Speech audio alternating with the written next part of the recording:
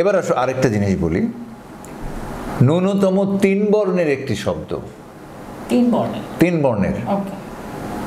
তো 3 বর্ণের না হলে মাঝখানের অত খুঁজে পাবে না তুমি। খুঁজে পাবে? 4 বর্ণের হলে খুঁজে পাবে? খুঁজে পাবে না, সেটারও বুদ্ধি আছে। কিন্তু ন্যূনতম 3 বর্ণের মাঝখানে, আচ্ছা ধরো বর্ণ 3টির মধ্যে আকার, একার, উকার কিচ্ছু নাই, এরকম শব্দ বলতে পারবে একটা?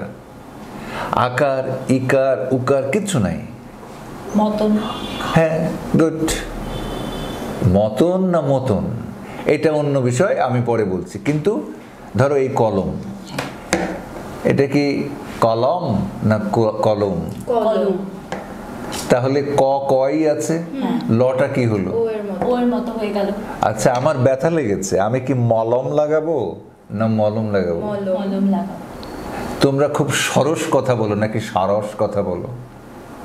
সরস কথা বলো। তুমি পানি আনতে যাও কলস নিয়ে না কলস নিয়ে? কলস নিয়ে। কলস নিয়ে। তার মানে দেখো ন্যূনতম 3 বর্ণে মাঝখানের অটা ও হয়ে যাচ্ছে, কিন্তু একই শর্ত, নাবাচক হলে হবে না। যেমন পয়সাটা অচল না অচল? অচল। অচল আর হবে না, এখানে অচল হবে, ও চলে না। আমি একটা কথায়, কিংবা আমাদের পরিচালক একটা কথায়, অনড় না অনড়? অনড় না অনড়? এইটা নাবাচক, এটা অই হবে, অনড়। ধরো আমি আরেকটা কথায়, অটল না অটল? না, অটল। ও টলছে না তো? ও নাবাচক। হ্যাঁ, ও টলছে না, যার জন্য সে অটল থাকবে। তার মানে তুমি কিছু নেই। এবার আসো আকার দিয়ে, কাজল পাগল ছাগল নাকি কাজল পাগল ছাগল, কোনটা হবে? কাজল পাগল ছাগল। চলে আসছে মাঝখানের ও কারণ তো। এবার বলো চেতন বেতন কেতন নাকি চেতন বেতন কেতন? চেতন বেতন কেতন। ব্যাস, মাঝখানে তও হয়ে যাচ্ছে।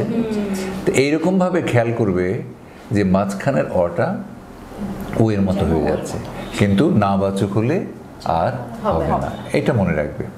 এবার আরেকটা নিয়মের মধ্যে আসো, সেটি হলো এই যে 4টি বর্ণ একটি শব্দ হয়ে যায়। যেমন জনগণ, জনগণ কটি বর্ণ আছে? 4টা। মাঝখানেরটা কোনটা? জন।